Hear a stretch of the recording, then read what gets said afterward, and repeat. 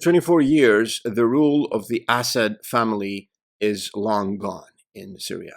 Bashar al-Assad left the country for Moscow, and we need to understand what happened. How did his army evaporate so quickly in a little bit more than a week? And what's going to be the situation moving forward for Syria? Let's find out.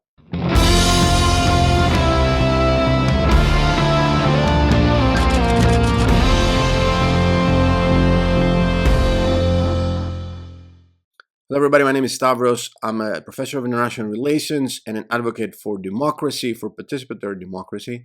This is Black Flag Media, where we raise the black flag of information and of truth, actually. This is a revolutionary act to speak the truth, and we're going to be doing exactly that today.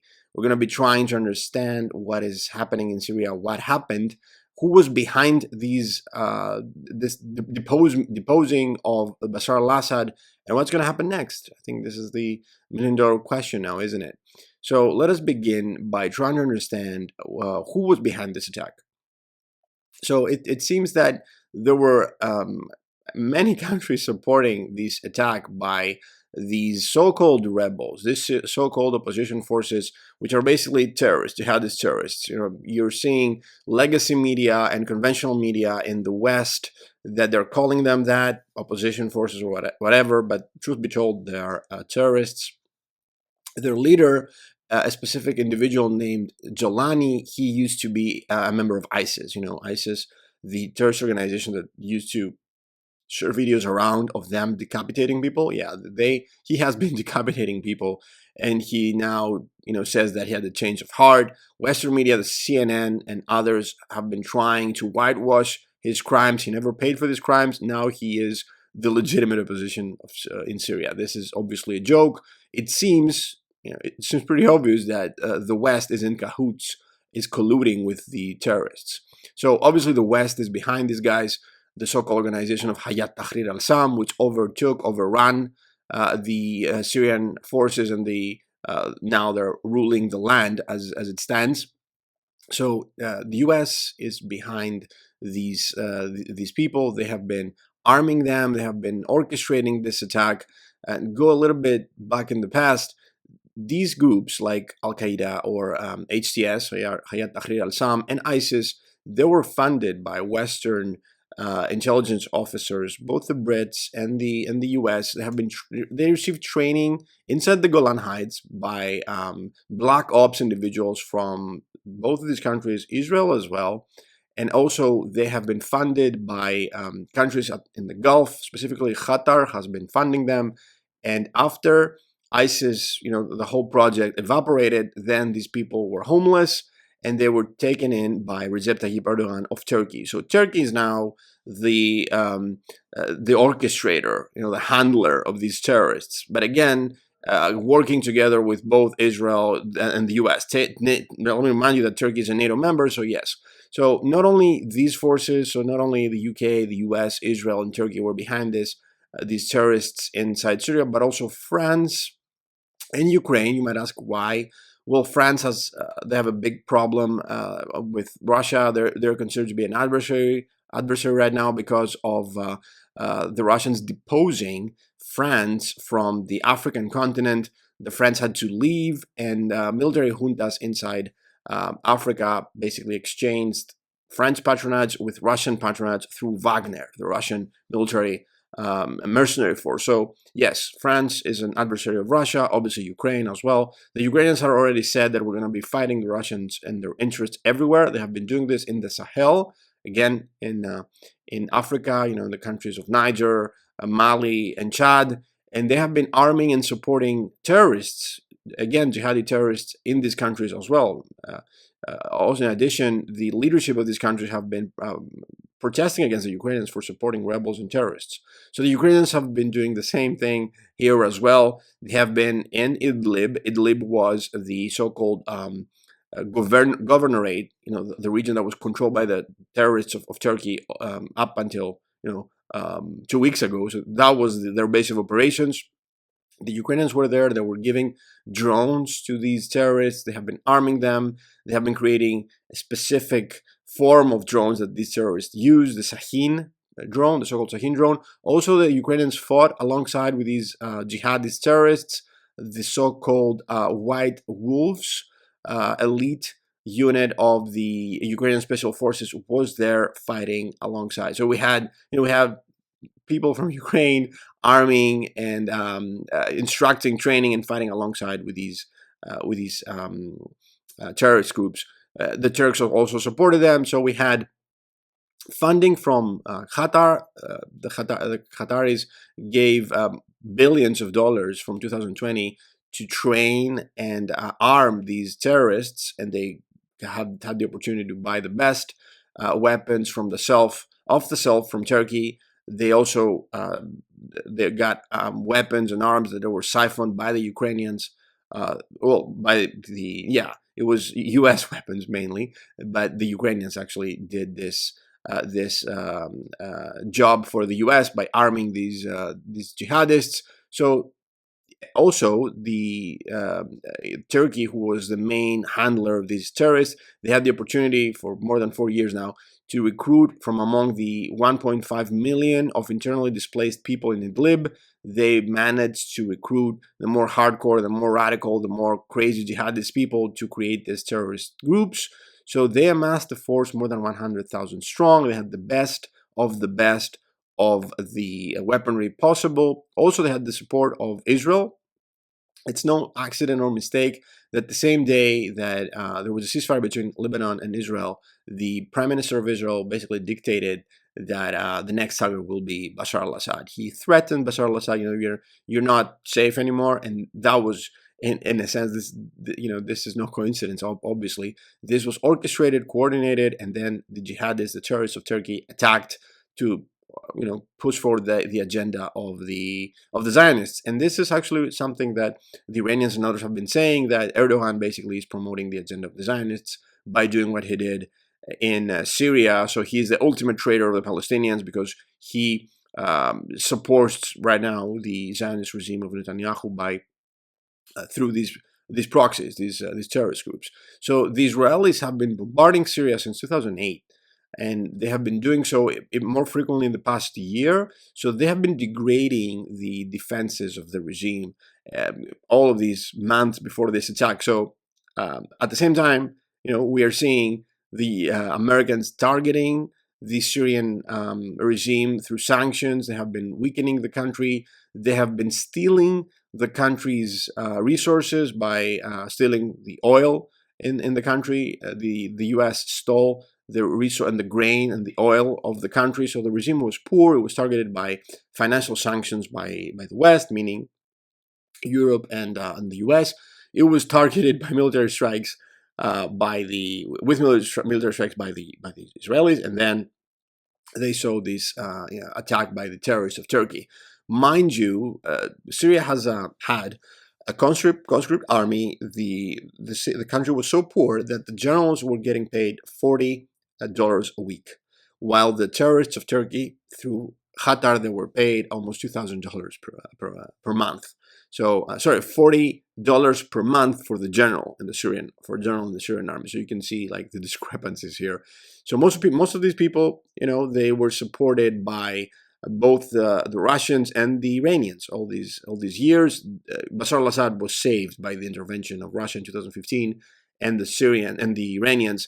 But if the Iranians were fighting through proxy, through Hezbollah obviously was not able to support them because it was weakened. It was decapitated. Its leader has been assassinated by Israel. Their members are weakened through because of their fighting with Israel in Lebanon. So Hezbollah was not able to support. Russia also was not able to support Bashar al-Assad because of them being involved in Ukraine. They have been pushing forward. They have taken the momentum in Ukraine. They're rushing forward in Ukraine, the Russians, because they want to gain, the most lands possible. The more land, the better, up until January 20th, when Donald Trump will be at the White House, and then allegedly there was going to be a new negotiation rounds to be had. So the Russians would like to have a good, strong diplomatic position. They would like to conquer and grab as more land as possible as they can. So they have been transferring forces from out of Syria to Ukraine. So they have been weakened as well. So it seems this was this was a point in time where both of the patrons, the supporters of Bashar al-Assad, were weakened. They were not they could not support him, both Iran and Russia. So at the same time, again, the regime was targeted through financial sanctions, airstrikes by Israel, and that's how the terrorists won. The Syrian army could not even fight. They melted away.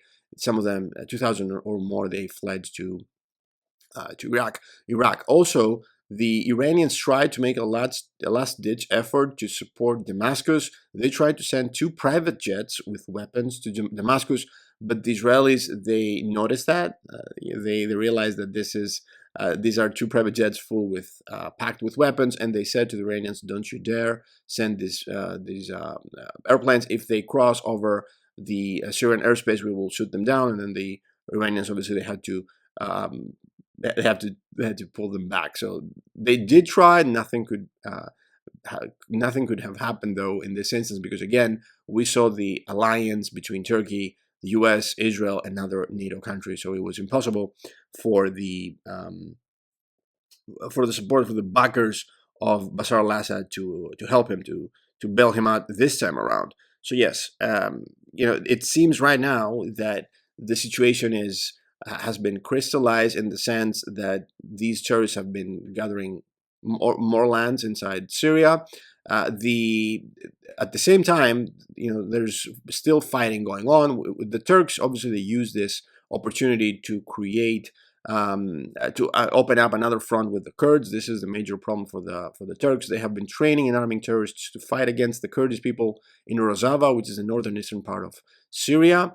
They took Aleppo, and Aleppo had two neighborhoods of Kurdish people, many neighborhoods with Christian Orthodox, Greek Orthodox Christians in Aleppo as well. And then the Turks also they conquered Manbij, which was controlled by the Kurdish forces. They got Deir ar-Zor, also controlled by Kurdish forces, and now they are pushing forward in both Raqqa. Remember, Raqqa was the capital of ISIS. Again, ISIS was supported and funded by Turkey and armed by Turkey. So now Raqqa, also controlled by the Kurds, is being targeted, and maybe Kobani as well. So we're seeing how the situation is still not safe or stable. Well, to explain this even further, I guess against the Bashar al-Assad regime, the IDF, the Israelis, were bombarding, they were attacking with airstrikes against the regime, and the terrorists were fighting on the ground. In the case against the Kurds, the Turkish artillery and the Turkish Air Force is the Air Force doing the airstrikes this time around, and then again the terrorists are fighting on the ground against the Kurds. So the situation is pretty unstable. It seems that whatever happens, Turkey looks to be empowered and strengthened. They have betrayed both the Iranians and the Russians and the Palestinians, obviously, because of now the biggest loser obviously is Iran. They cannot link up with Beirut anymore. The so-called crescent axis, or axis of resistance, or axis of evil, if you ask the West, was the link between Tehran in Iran, Baghdad in Iraq, Damascus in Syria, and then Beirut in Lebanon, and the Iranians could arm Hezbollah through this axis. Now, this is impossible. Obviously, the government right now will not accept any of these transfers of weapons. Again, this was the Zionist plan from the get-go. So Iran is the biggest loser. Russia, we'll see what happens with their bases. They have 2 bases in the Mediterranean, which is the north and western parts of Syria. The naval base in Tartus and the air base in Khmaimim. It seems that they're in control of these bases, but if they do lose these bases, this will be a huge blow for the Russian army and for the Russian strategy, not only in the Middle East, but also in Africa. They have been arming and supporting their troops in Africa. I mentioned before the Wagner Group. Also, they have presence in Libya and other countries, and other places in the Middle East. So they will be greatly weakened if they lose these bases. So what's going to happen after that? Well, let's see. One might hope that the Kurdish forces try and protect the people. Christians have been targeted already. There's already major massacres and events of heinous crimes against minorities, Christians, and Kurdish people as well. And Shia people, Alawites as well, have been targeted. The jihadists have been destroying churches already, even though the West is trying to present them as diverse inclusive, that is done already. So less than a week, that is already done. We're seeing how they in Manbij, for instance, the jihadists, they killed people that they were sick in their beds inside the hospitals. They shoot people that they were sick in their beds, which is, it's a heinous act. That's what they're doing right now. So let's hope that the Kurds manage to push back these terrorists of Turkey and keep what they have, maybe even get some of their land back as well. But the idea is that we will see a new jihadist Syria. This is going to be a Sharia law-run country. We saw that the so-called prime minister. This is a joke. These titles are jokes. So the so-called prime minister is he has been studying Sharia, and the actual justice minister, he also is a Sharia theologist or priest or whatever, and he's like an ISIS staple guy, right from the out of the textbook. He said that that we cannot accommodate minorities, women don't have any place in government and all that. Yeah, this is going to be a jihadist country, but it's not going to be a threat to Israel because, again, Israel, Turkey, and the U.S.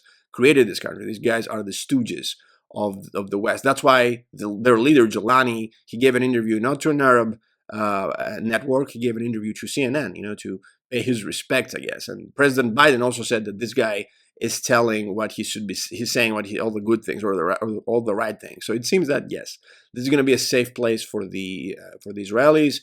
It's going to be a jihadist regime, which is going to be brutal for the actual people of Syria who are suffering. And maybe we'll see two different countries emerging: the Kurdish side, the Kurdish Syria, and then this jihadist Syria. I guess this is the future. But it seems that yes, the biggest losers were Iran. Let's see what happens with the Russian bases, and definitely Israel is not only safe, but they have been expanding. They grabbed some land close to the Golan Heights from Syria actually a couple of days ago, and obviously Turkey, they conquered Aleppo. They raised their flag, the Turkish flag over the Aleppo castle. They want to expand further. They have the national oath of 1920, this historical oath that they said we need to reconquer lost lands.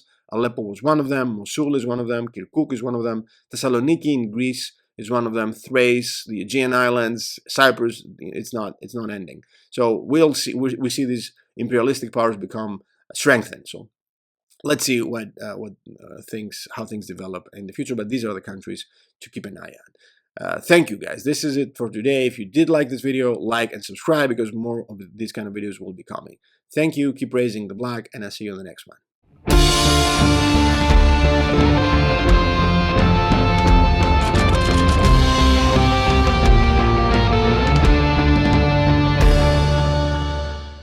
The political theorist Alexander Dugin, a Russian individual who influences politics in Kremlin, said that Turkey is a big betrayer of Russia and that they should pay the price. Let's see if Russia actually does something against Turkey, which is long coming now.